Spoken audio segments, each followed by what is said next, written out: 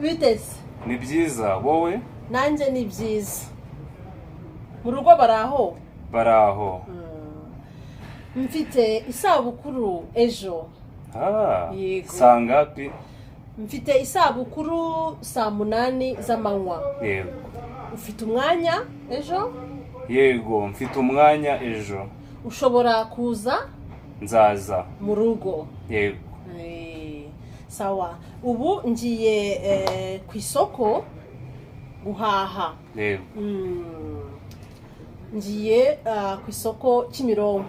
Yego. Ugiye guhaha iki? Ngiye guhaha ibirayi.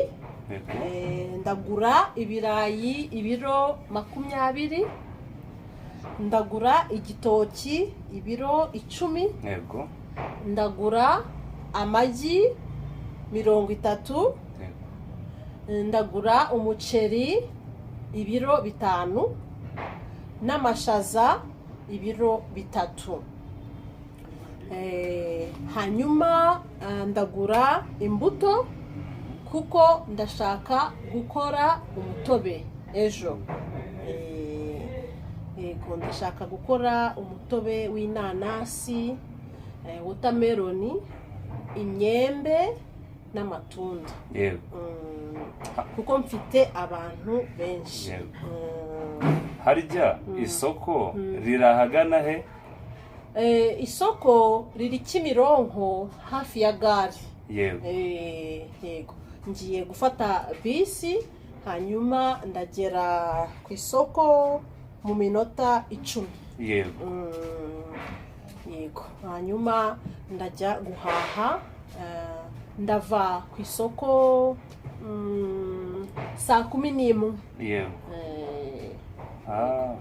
Sawa, nahejo. Nahejo rero kandi urakoze cyane. Sawa.